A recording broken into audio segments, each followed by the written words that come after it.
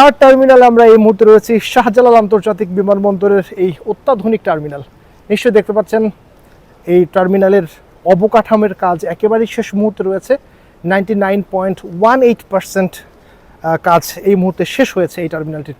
আমি যদি আপনাদেরকে একটু দেখাতে চাই এই টার্মিনালটির ঠিক এই মুহূর্তে পুরো যে সৌন্দর্যের ব্যাপারটি, এবং এই যে এখানে একটা ব্যাপার দেখতে পাচ্ছেন নিশ্চয়ই, এর মাধ্যমে কিন্তু দিনের আলো যে পরিপূর্ণভাবে যেন দেখা যায় এবং সেই আলোটি সম্পূর্ণভাবে ব্যবহার করবার যে সুযোগ, সেই সুযোগটি কিন্তু এখানে তৈরি করা হয়েছে।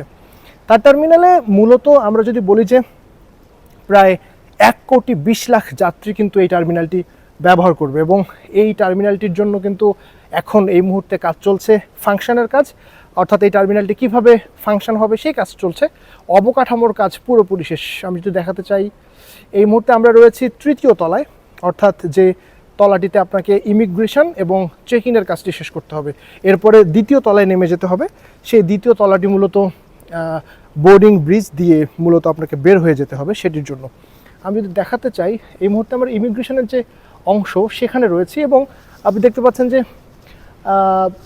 পুরো ইমিগ্রেশনের কাউন্টারগুলোকে মুড়িয়ে রাখা হয়েছে, যেহেতু এখনও পর্যন্ত এগুলোর কাজ শুরু হয়নি। যখন শুরু হবে তখন এটি একেবারে স্পষ্টভাবে আমরা দেখতে পাবো।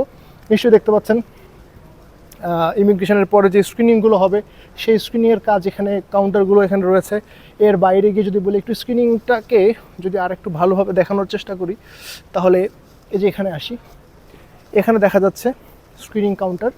এর বাইরে এখানে একটা মজার জিনিস আছে, স্বয়ংক্রিয় স্ক্রিনিং কিভাবে করা যাবে সেটি একটু দেখাই।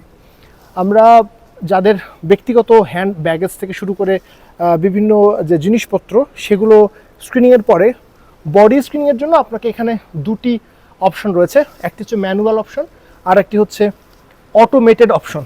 আমরা যদি অটোমেটেড অপশনটাতে প্রবেশ করি তাহলে দেখতে পাচ্ছেন যে এখানে অটোমেটেড এই অপশনটি রয়েছে, এবং এখানে আপনি দেখতে পাচ্ছেন যে এই ধরনের একটি পোজে 3 সেকেন্ড যদি আপনি দাঁড়িয়ে থাকেন তাহলে আপনাকে এখানে অটোমেটেডভাবে স্ক্রিনিংটি সম্পূর্ণ হবে, এবং এরপরে আপনি বেরিয়ে যাবেন।